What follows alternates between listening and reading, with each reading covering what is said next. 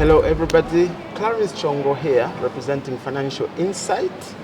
We are at the EY Budget 2025 analysis that has been just come to a close, and I'm sitting here with the managing partner or the country managing partner for EY Zambia, Mr. Patrick Mawere. Welcome to Financial Insight. Thank you, Clarence. I'm glad to be here. Indeed. So obviously it's budget week, and we've just had a very deep dive into the budget that was presented by the Honorable Minister last week. Yeah. What were your key takeaways from the budget before we come to the discussion today? I think the key takeaways, one is the context. It's coming at a time when we have significant challenges as a country. So meaning the minister has almost prepared a holding budget. Mm-hmm. Nothing too ambitious, but also nothing too drastic. So you see there's no incentives. You see there's nothing much in terms of investing for growth. It's more investing for stability. And that's why the theme of the budget talks about resilience. It's really a budget built on surviving the times and the moments that we are in. Yeah. So many people might question the budget around resilience when we are so handicapped because of the energy crisis that's ongoing. How do you perceive us coming out of this crisis so we can actually be resilient? I think resilience is still, relevant to the conversation. We can't run away from it because you will either persevere through crisis or you break down. Or you die in I think what the minister is saying is we'll persevere through this crisis. Okay. In terms of energy, look, part of it is nature. We have to hope that the rains return to normal. But we still know that, for example, for Kariba to reach optimal levels, it will take some 5 years, what experts say. So this is not a problem that we resolve immediately. So we also need investment in alternative energies and so on, but those also will take time. So I think a realistic expectation is our energy challenges will continue in the intermediate term. The immediate solutions obviously are one, the interconnector. So for example, the interconnector with Tanzania, that will also depend on liquidity, us being able to pay for power, because we already have an interconnector through the SADC power pool, where we can get power from countries like Mozambique and South Africa. That the challenge there has been paying. So we need to understand what tariffs have been agreed with Tanzania. Are they affordable? How different it will be compared to, say, Mozambique. For us to reach a point where we say once that interconnector is finished, we have some significant relief. For now, I think mentally and psychologically we should just prepare for a prolonged challenge. Yeah. Okay. So now the average Zambian out there, I can imagine, they probably think, this crisis has been ongoing for months and months and months. Why aren't there more IPPs, independent power producers, setting up shop and giving us more power? There seems to be some stagnation there in terms of more production coming online, and what do you think is the cause? So I'm going to express a very personal view here. So there are two issues. One is generation, which is the IPP side.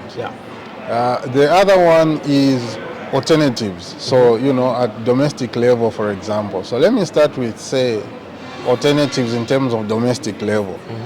Part of the challenge we have is people, the ZESCO or MD is on record, the president as well, the minister are on record to encourage people to use alternative energies. That would primarily be solar.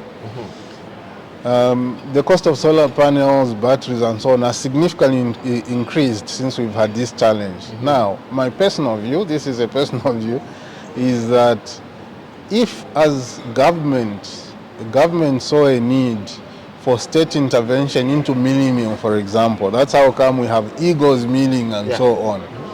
Maybe it's time to sit back and say, yes, as a capitalist, and I'm one, do we need state intervention in solar panels, the solar market, batteries and so on, because the cost has just become exorbitant. It's now a seller's market, meaning the buyer has to take the price that's offered. So maybe we need to have a conversation around state intervention in that market, either through ZESCO, bulk imports of panels, batteries and so on at cost, offload them on the market. You might not have to do it for too long, because as long as there's a stable alternative, maybe that will push the prices down and provide some competition. Because right now those alternatives are unaffordable, even though we are encouraging people to go to and the demand is driving it's up too prices. high, yes. Then the other side of that is around LPG. So what you do with LPG is you take away the pressure, for example, of cooking away from the grid. You take away the pressure of, say, heating away from water, the grid. One of the key policies that we also need to resolve is around gas. Right now the policy is there, but it's not well defined. So for example, in most countries, if I have a cylinder, it doesn't matter whether it's branded this way or whatever, I don't want to mention names, I go to any gas point I can exchange. We don't have a cylinder exchange. No. So in our market, if I have an orange cylinder, I have to go to an orange place. If I have a blue cylinder, I have to go to a blue place. That's very restrictive. It's also a challenge.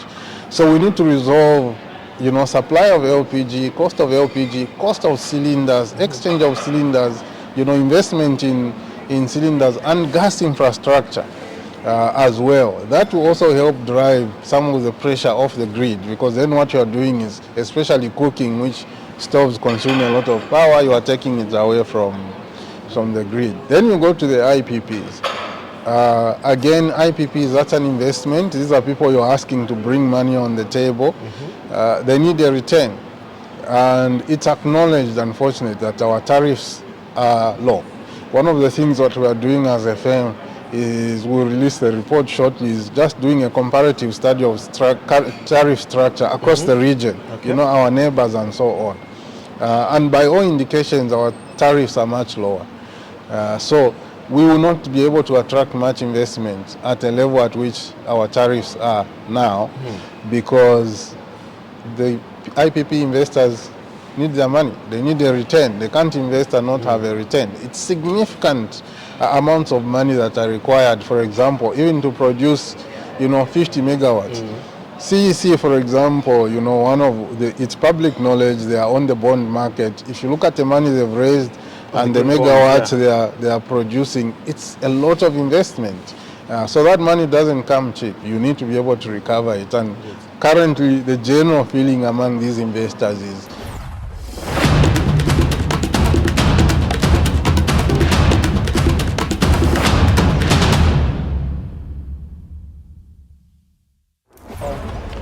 Hello everybody, my name is Clarence Chongo. I'm the Chief Financial Officer for Financial Insight, and I'm sitting here with Mr. Raphael Chipoma, who is the Chief Financial Officer for IDC, the Industrial Development Corporation. Welcome to Financial Insight and welcome to the EY Budget 2025 breakfast.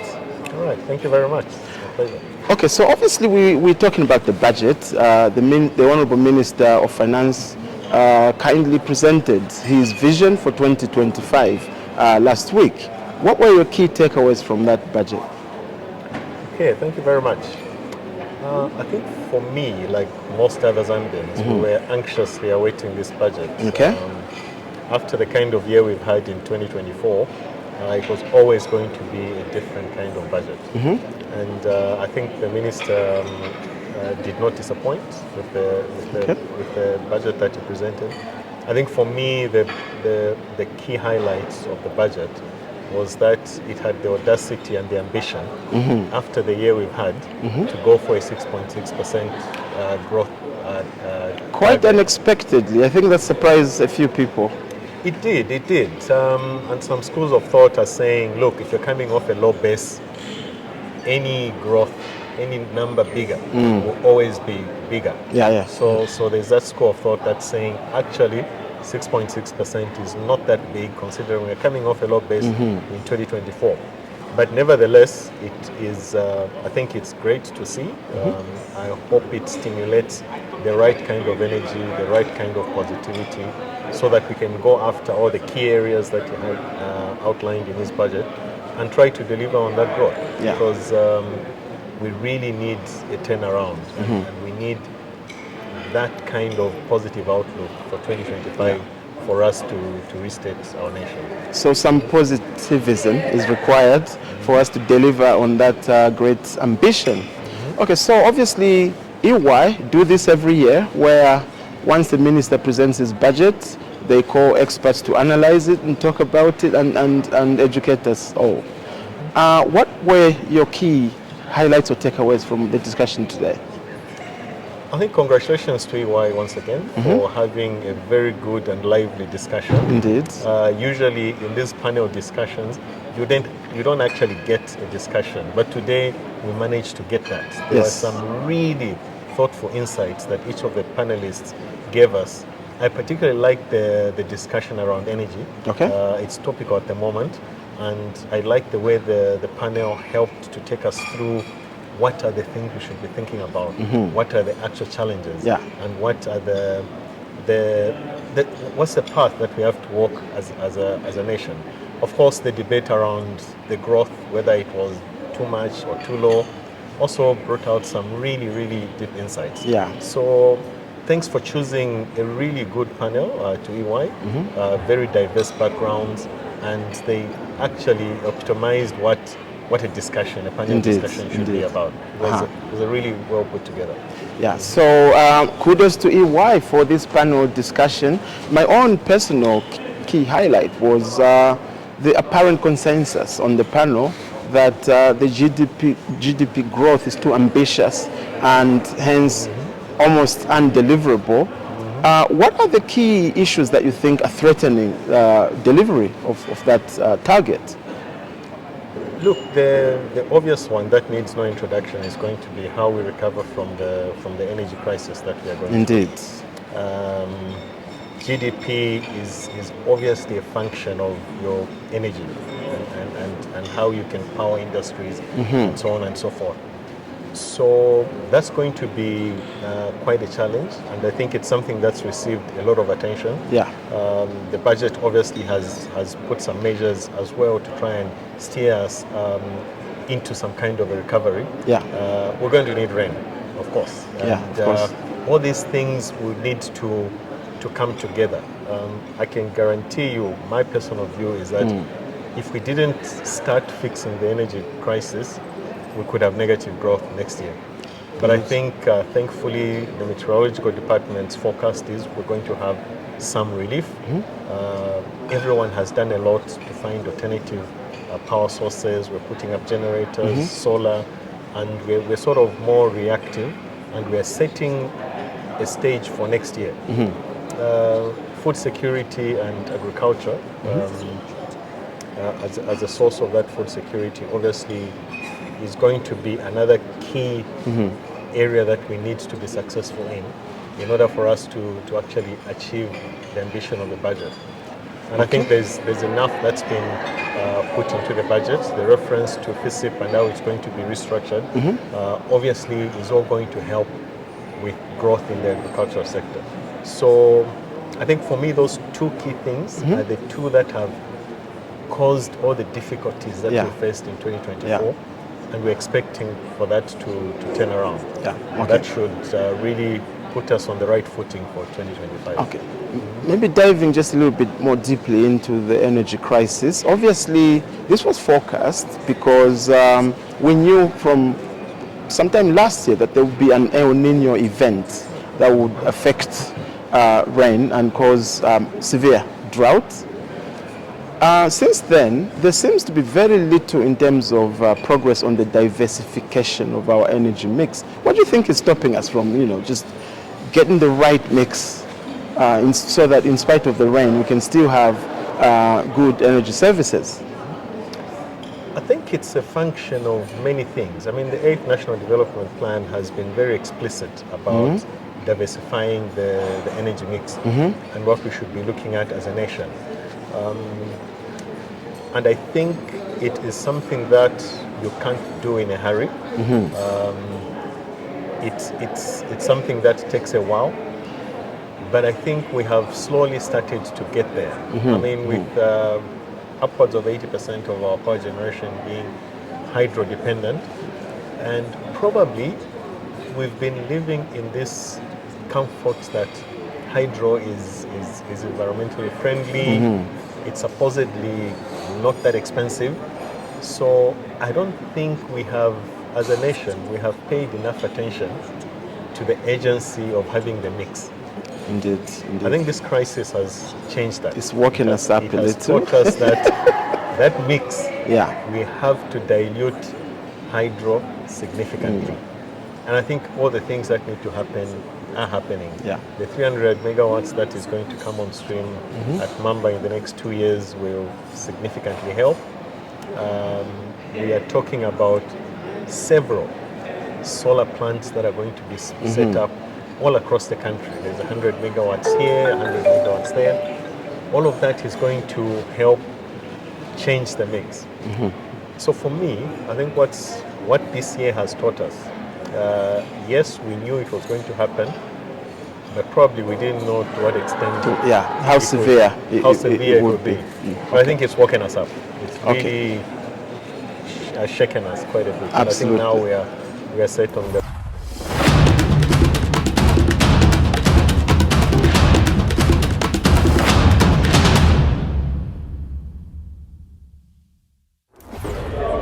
Hello everybody and welcome to Financial Insight and to EY Budget 2025 Breakfast. So it's been a very lively discussion panel here at Radisson Blu in the Big Dome. I'm sitting here with a stalwart of the energy industry. If you could please introduce yourself and tell us a little bit about what you do. Thank you so much, Clarence. I'm grateful and honored to be on this interview with you, Financial Insight Zambia. My name is Susiku Mata Masinda. I'm a renewable energy and climate finance expert. I'm Executive Director as well as Chief Climate Finance Officer at NSN Energy Consulting. This is a newly established Zambian energy consulting outfit focusing mainly on development of renewable energy, supporting development of energy policy, as well as scaling up climate finance in Zambia, especially at a critical time like now when the country has been hit by drought and is experiencing the adverse impacts of climate change. Thank you very much for that. So obviously, the Honorable Minister of Finance presented his budget towards the end of last week. What were the key highlights for you? What did you pick out as the most salient points for Zambians to be aware of? Thank you, Clarence. The theme of the budget sets the tone for 2025, building resilience for inclusive development and improving livelihoods. I picked some keywords from there. Resilience. I think at this particular time in Zambia's history, the country needs to be more resilient than it has ever been before. This is because in 2024, we were essentially hit below the belt. But wise people are on record to say that it's not how much you fall, but how great you rise after a fall. I believe that 2025 provides a good platform for Zambia to be able to bounce back as a strong country that is ready to take its place in regional and international development, to be a beacon of national development, to be a beacon of food security, and also to be a beacon of social protection and support. The next key word is inclusive development. Inclusive development has been demonstrated in the budget because when you look at the amount of monies that have been allocated towards protecting the vulnerable and social sectors, that is something noteworthy. First of all, there's been an increase in the amount allocated for social cash transfers. So we expect that probably the cash payments will go up as well as the number of beneficiaries. This protects citizens from being destitute and helps them to meet basic needs especially food, during this time of crisis. Also, there has been an emphasis on scaling up support towards the FIZ program. As you may know, smallholder farmers, peasant farmers, are the mainstay of agriculture in this country. They are the ones that produce towards building national reserves at the Food Reserve Agency. So the allocations that have been made towards FIZ are inspiring. My only worry is whether the inputs will be delivered on time in order to support planting as well as production of maize in a timely manner. As you may know, the projections are that we are going to have normal to above normal rainfall. We need to harness this. We need to tap into this resource that will come, this natural resource that will come in form of rain. But to do that, we need to be ready in terms of being able to distribute the inputs on time. The other key sectors of the economy, building sustainable livelihoods. Energy is one of the sectors which has been hard hit. And in order for the economy to recover, there is need for the country to pronounce itself clearly on what strategies the government will put in place for 2025 to make energy have a rebound. For example, we have seen regulatory reforms such as net metering. The implementation of net metering is quite important and pivotal. And also we have seen the open access market policy, where private developers are able to use national infrastructure, transmission infrastructure, to be able to deliver power to private users. I think those are key, but over and above that, I think the issue of the tariff is something that remains dicey. The minister is on record to have made it clear in the budget that no power is more expensive than expensive power. But what we saw recently when ZESCO made an application for an emergency tariff is not in sync with the times that we're in and the pronouncements of the minister. We saw ERB rejecting the emergency tariff, and as long as tariffs remain low, investments in the sector, the much needed investments, will not see the light of day. So let government be bold enough to be able to implement cost-reflective tariffs. I know ZESCO has a 5-year, multi-year tariff to increase tariffs progressively. We hope that in 2025, this will continue, and that in times of emergency, the regulator will be able to respond in order to meet coming back to this panel discussion today. I got the impression, I don't know if you got the same impression, that the experts who were sat right here were very skeptical of the minister's ability to deliver 6.6 GDP growth, and their projections were around 3%. What are your own key takeaways from the discussion that we had today? Well, national development happens in an environment of key economic fundamentals. First of all, we need to talk about the exchange rate and its impact on the economy, and we need to talk about inflation and its impact on the economy, and then we need to talk about physical strategies in terms of fiscal consolidation. I'll speak to each one of those, but let me begin by the target which the minister has set. As an ambitious leader, I love the fact that the minister is being ambitious. I think as a country, when you become ambitious, when you set growth targets of 6.6%, it simply shows you that this is not time to play. It's time for Zambia to work hard. As you might be aware, Zambia has successfully restructured over 75% of its national debt and is drawing towards a closure for the remainder of the debt, which is the bilateral debts, which is the debt with private lenders as well as commercial debt. Okay, so I get the impression that you don't agree with the experts' view that 6.6% is just too unreal.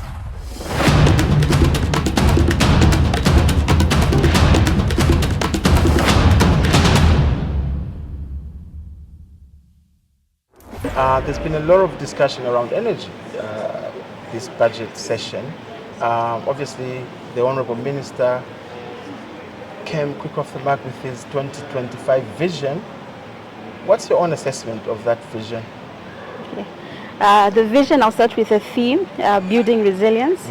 The building resilience to me already indicates that the government is aware of the challenges that are being faced in the different sectors of the economy. The largest one challenge at the moment being the energy crisis that we're facing. It has affected a lot of SMEs and different sectors. So building resilience and also how the capital has been allocated towards different sectors has been encouraging to see. Also the growth of 6.6% projected. It's been a controversial issue today, and whether it's realistic or unrealistic.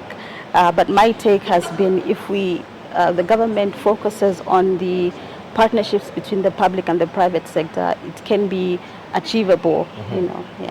Okay, great. And as you just mentioned, there's some controversial views around the 6.6 GDP growth. Some panelists here thought it was a little bit overly ambitious and hence unrealistic and probably undeliverable. And I think one of them suggested 3%. What's your own assessment of that? Do you think we are nearer to 3% than to 6%? What do you think?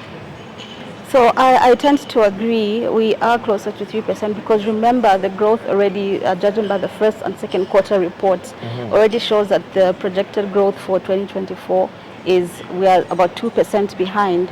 So firstly, we need to work on coming back up in terms of the growth of the economy. We had unforeseen circumstances of the drought and the electricity, which has slowed down that growth. So before we can look at the 6.6% growth, it would be pertinent to first go back to the trajectory that was projected for this year and then come up. So 3% is a realistic figure. Clearly, the failure, if you like, to achieve the target for 2024 can be encapsulated by the elephant in the room, and that's the energy crisis. Obviously, business grinding to a halt in some sectors, as it were. So, what do you think we need to do to get energy right? Because it's been months and months and months, and Zambians out there are crying out loud for energy solutions that are sustainable and that can withstand shocks. Where are we getting it wrong, do you think? Yes. Thank you for that pertinent questions. So starting with where we are getting it wrong, the energy experts, as the minister indicated during his briefing of the budget, said that for close to over 2 decades, actually, the energy experts in the sector have been encouraging us to diversify our dependence on hydroelectricity. I mean, 84% dependence on hydroelectricity is not feasible in any economy you're looking at, right? Indeed. So the first way is to diversify that energy. We have a lot of hot springs around the country that we could take advantage of in terms of using thermal energy, for example. We have seen this work in Kenya. They use the thermal energy to generate. They almost had an energy crisis, actually, but that was mitigated quickly because they use the thermal energy. So I think diversifying, today solar energy was also mentioned, but we need to realize that with the poverty levels in this country, solar now becomes an energy source that is restricted more or less, to say, towards the more privileged society. So alternative sources of energy are pertinent.